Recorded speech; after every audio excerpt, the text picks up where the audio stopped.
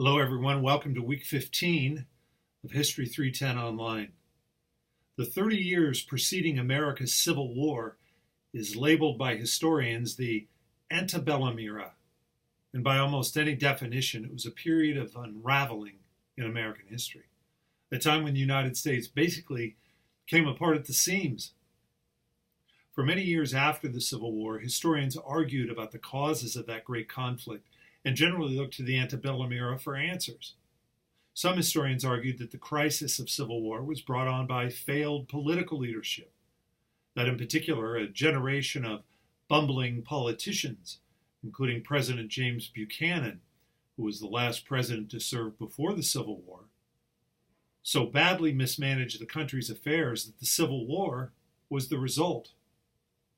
A more skilled generation, so the thinking went, had preceded Buchanan's, a generation that boasted such consummate political leaders as Henry Clay, who showed again and again that political compromise could forestall greater conflicts. And it was the passing of this generation that gave way to the bumbling generation's total failure of leadership and resulting civil war. A different thesis, popular among historians, held that economic differences between the North and South led to the ultimate fissure of Civil War, namely that the rapidly industrializing North, with its free labor economy, was no longer politically compatible with the agriculturally based South and its slave labor economy. And the ability to find economic common ground precipitated the split. Finally, yet another school of historical thought held that it was the South's basic mistrust of the federal government and its centralizing tendencies that led to the breach. Mostly defended by Southern historians, this view of the matter held that states' rights was the fundamental principle at stake when the movement for secession unfolded.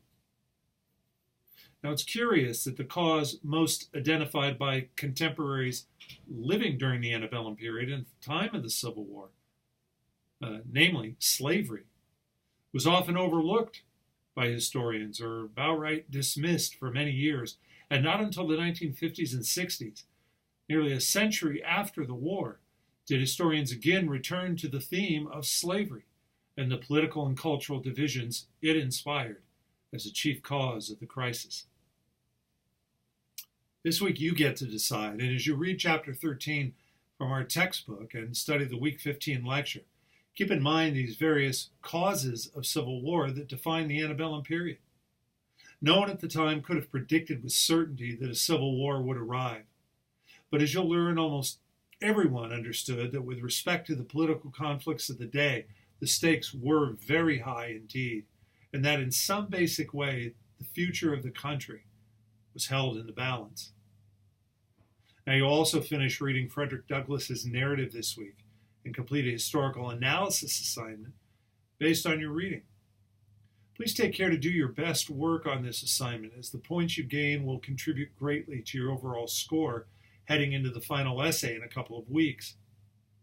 And please make sure that your work is your own. Resist any temptation to plagiarize, to borrow the words of another without proper attribution. Sometimes students think it's okay to copy the words of another as long as a page number is provided. It's not correct. All borrowed passages, sentences, phrases from another must be identified as verbatim quotes with the proper punctuation of quotation marks. In the case of this assignment, the only source you should be quoting is Douglass himself. Let the rest of the words be entirely your own. We're getting near the end of the semester, and you've all worked really hard to stay up with the materials and submit the required work. So don't let up. Finish strong. I'll be scoring your remaining discussion board assignments and preparing your final essay. So if you have questions, please don't hesitate to contact me. Have a great week, everyone.